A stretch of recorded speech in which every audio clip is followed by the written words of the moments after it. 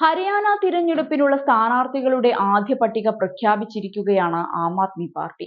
20 സ്ഥാനാർത്ഥികളുടെ ആദ്യ പട്ടികയാണ് പ്രഖ്യാപിച്ചത്. സഖ്യസാധ്യത സംബന്ധിച്ച് കോൺഗ്രസുമായി ചർച്ചകൾ നടക്കുന്നതിനിടെയാണ് ഈ നീക്കം. ഹരിയാനയിലെ 90 നിയമസഭാ സീറ്റുകളിൽ 10 എണ്ണത്തിലെങ്കിലും മത്സരിക്കാൻ ആം ആദ്മി പാർട്ടി ലക്ഷ്യമിടുമ്പോൾ കോൺഗ്രസ് 7 സീറ്റുകൾ മാത്രം വിട്ടുനൽകാം എന്ന സമീപനമാണ് സ്വീകരിച്ചത്. സീറ്റ് വിഭജനത്തിലെ അഭിപ്രായ വ്യത്യാസമാണ് സഖ്യം രൂപീകരിക്കുന്നതിന് തടസ്സം സൃഷ്ടിച്ചിരിക്കുന്നത്. ചർച്ചകൾ പരിഹരിക്കപ്പെടാത്ത സാഹചര്യത്തിലാണ് ആം ആദ്മി പാർട്ടി സ്ഥാനാർത്ഥികളുടെ ആദ്യ പട്ടിക പുറത്തിറക്കിയത്. 50 സീറ്റുകളിൽ മത്സരിക്കാനാണ് ആം ആദ്മി തീരുമാനിച്ചിരിക്കുന്നത്. ഹരിയാനയിൽ ആം ആദ്മി പാർട്ടിയുമായി സഖ്യമുണ്ടാക്കാൻ രാഹുൽ ഗാന്ധിയാണ് താൽപര്യം പ്രകടിപ്പിച്ചിരുന്നത്. എന്നാൽ സീറ്റ് വിഭജന ചർച്ചകളുമായി ബന്ധപ്പെട്ടാണ് പാർട്ടിക്കിടയിൽ തർക്കം വന്നത്. സഖ്യത്തെ ഭൂപീന്ദർ സിംഗ് ഹൂഡ വിഭാഗം എതിർത്തിരുന്നു. ഒരു യോഗത്തിൽ നിന്നും അദ്ദേഹം ഇറങ്ങിപ്പോവുകയും ചെയ്തിരുന്നു.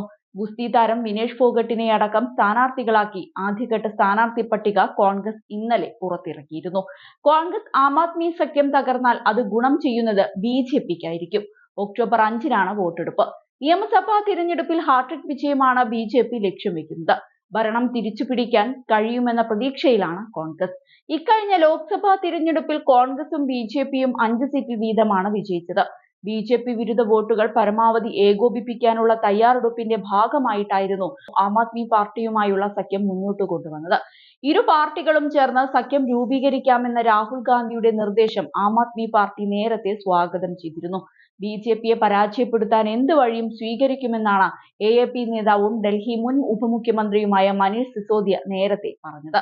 സത്യത്തിൽ സഖ്യമായി മത്സരിക്കുമ്പോൾ AAPക്ക് മാറ്റങ്ങൾ ഉണ്ടാക്കാൻ സാധിച്ചിരുന്നു. ലോക്സഭാ തിരഞ്ഞെടുപ്പിൽ ഈ സഖ്യം ഉണ്ടായിരുന്നു.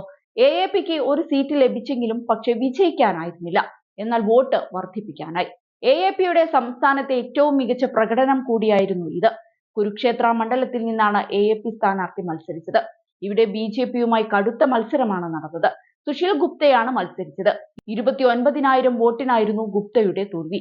എന്നാൽ 5.13 ലക്ഷം വോട്ടുകൾ നേടാൻ അദ്ദേഹത്തിന് സാധിച്ചിരുന്നു. 2014-ലായിരുന്നു ആദ്യമായി AAP ഹരിയാനയിൽ മത്സരിച്ചത്. ഡൽഹി മുഖ്യമന്ത്രി അരവിന്ദ് കെജ്രിവാൾ ഹരിയാനയിലെ സിവാനി ഗ്രാമവാസിയാണ്. കെജ്രിവാളിന്റെ പശ്ചാത്തലമെല്ലാം അനുകൂലമാകുമെന്ന് പലപ്പോഴും AAP വിചാരിച്ചിരുന്നു. എന്നാൽ 2014-ൽ എല്ലാ സ്ഥാനാർത്ഥികൾക്കും ലോക്സഭാ തിരഞ്ഞെടുപ്പിൽ കെട്ടിവെച്ച കാശ് നഷ്ടമായി. 2024-ൽ AAP 3.94% വോട്ട് പിടിക്കാനായി ഒരു സീറ്റിൽ മാത്രമാണ് മത്സരിച്ചതെന്ന് ഓർക്കണം. നിയമസഭാ മണ്ഡലങ്ങളിലും AAP നേട്ടമുണ്ടാക്കി. AAP സഖ്യത്തിന് നല്ലൊരു ശതമാനം സംസ്ഥാന നേതാക്കളും എതിരാണ്. AAP ഇല്ലാതെ തന്നെ വിജയിക്കാൻ കരുത്തുള്ള ശക്തമായ നിലയിലാണ് കോൺഗ്രസ് എന്ന് പാർട്ടി പറയുന്നുണ്ട്.